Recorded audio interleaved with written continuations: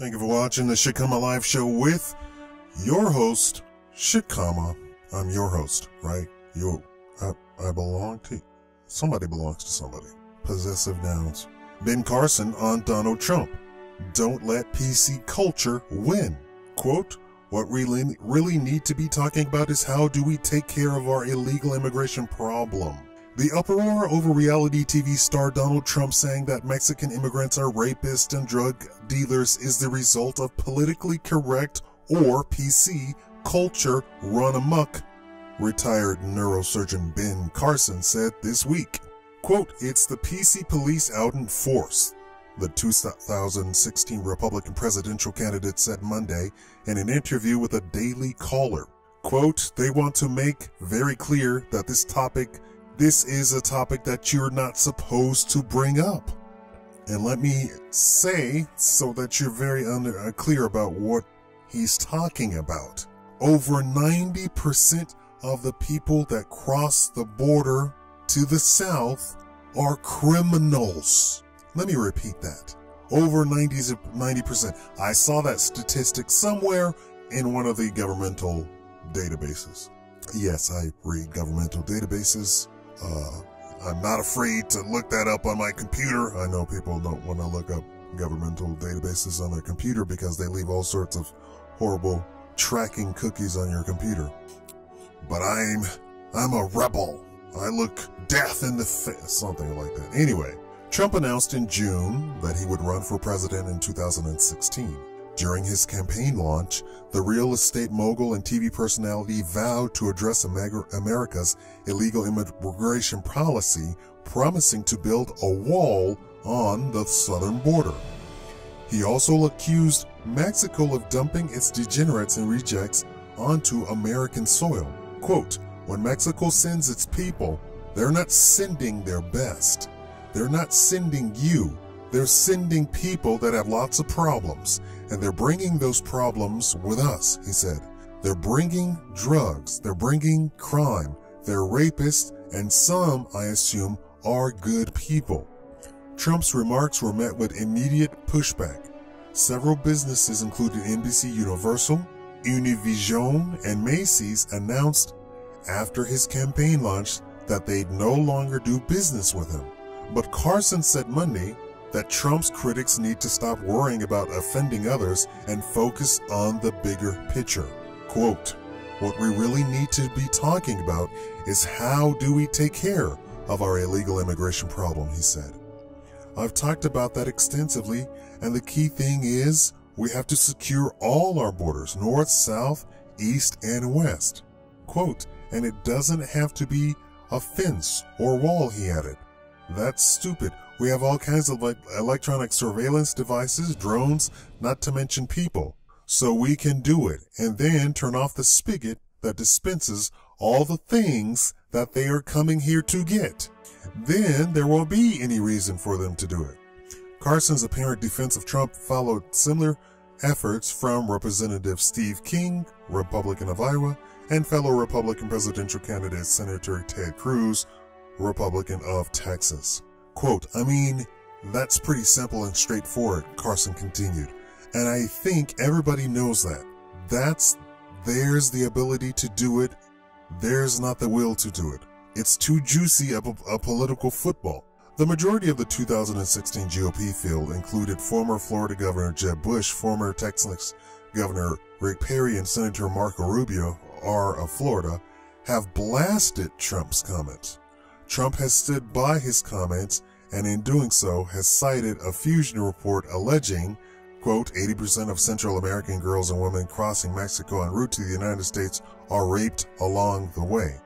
That study, however, didn't clarify what portion of those rapes were perpetuated by illegal immigrants or by others as the women and girls were making their way to the border. I mean, that distinction is silly. If the report is saying 80% of Central American girls and women crossing the Mexico en route to the United States, that means that they have not arrived in the United States, period. So the rape is occurring before they actually get to the U.S.-Mexico border. but people don't want to show that there are problems. That's the bad part of being politically correct. You try and make things nicey nice, even when things are horrible and you have a problem and you need to deal with the problem. But no, the politically correct don't want to even look at problems. Let's take, for instance, feminism in the United States.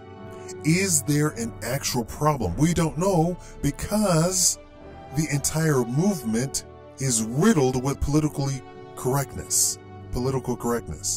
So you can't ever look at a real problem or address the real problem. There is a rape problem in the United States, but it's perpetuated by women and men. We can never address the problem because the PC police want you to only identify women as victims and only identify men as perpetrators. You can never address the problem if you coach it in victimizing only women. And for black people trying to side with Latinos or Mexicans, to be exact, they said over 70% of the quote-unquote illegal aliens are from Mexico. Mexicans. That's a country, that's not a race. And most of them are criminals. They're not these hardworking people.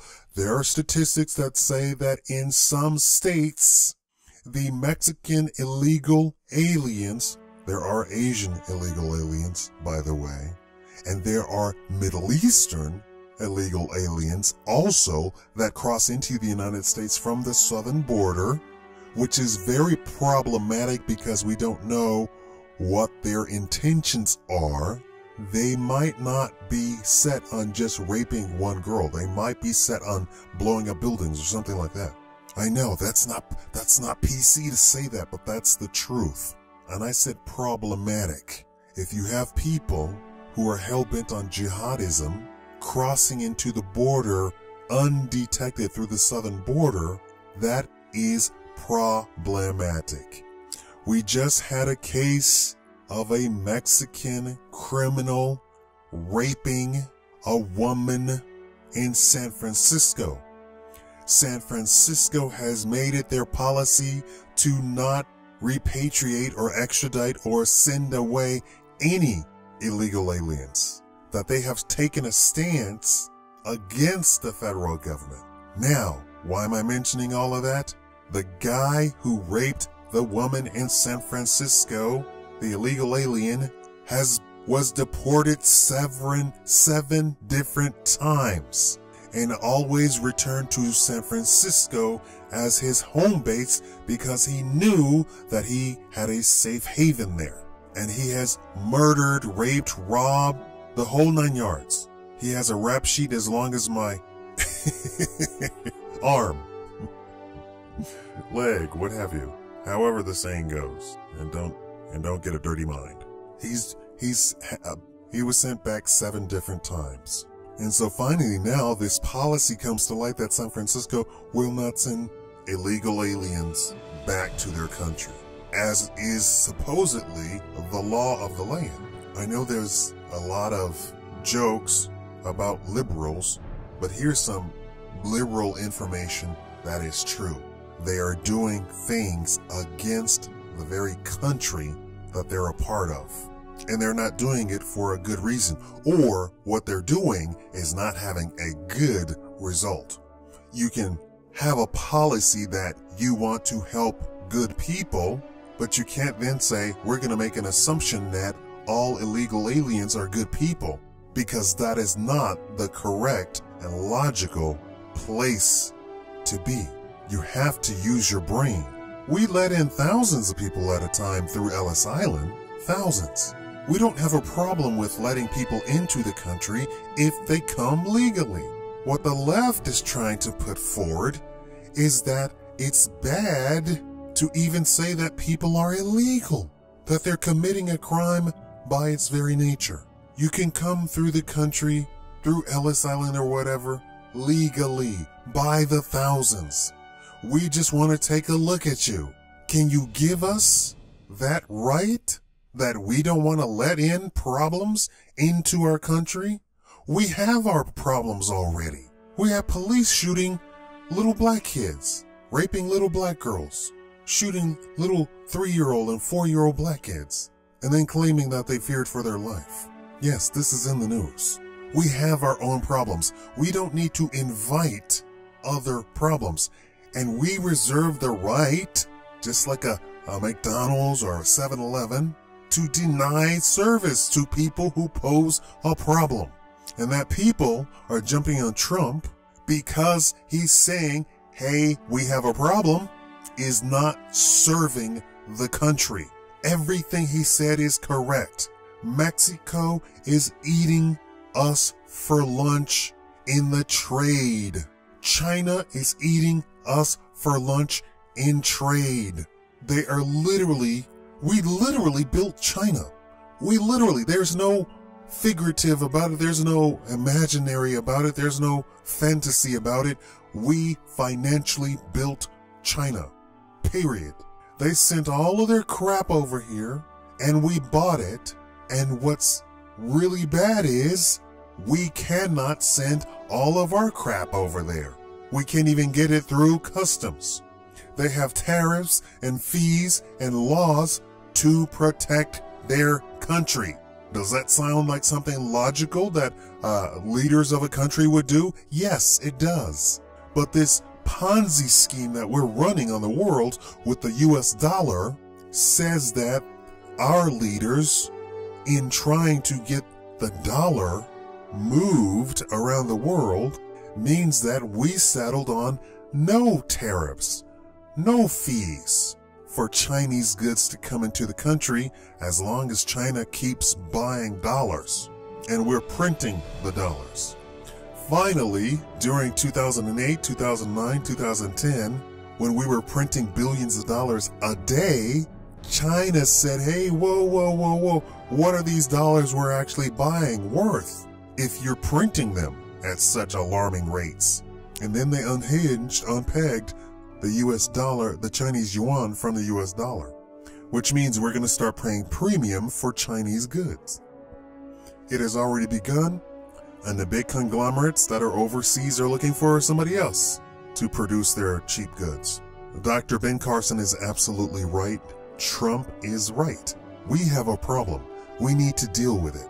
We don't need to keep doing this politically correct dance, song and dance, and not even admit that we have problems.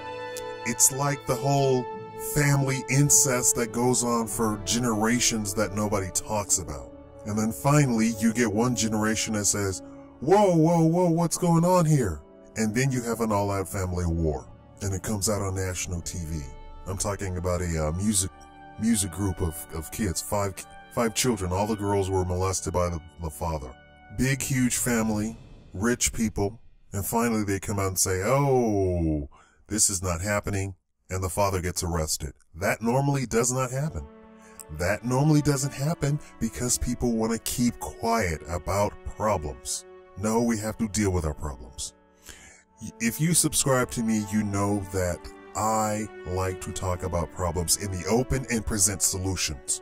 We need a solution. Trump's solution is build a huge wall. Dr. Ben Carson is saying, no, let's take this, kick this up a notch, and use all of our technology that's available. We can put RoboCop on the border, right?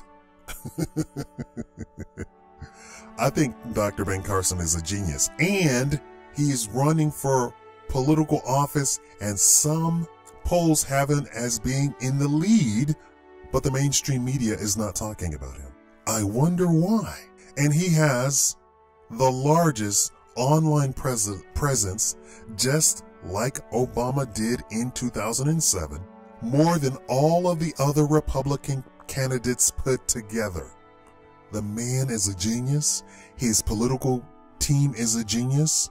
I just hope, and I think I'm beginning to see clearly that he thinks for himself.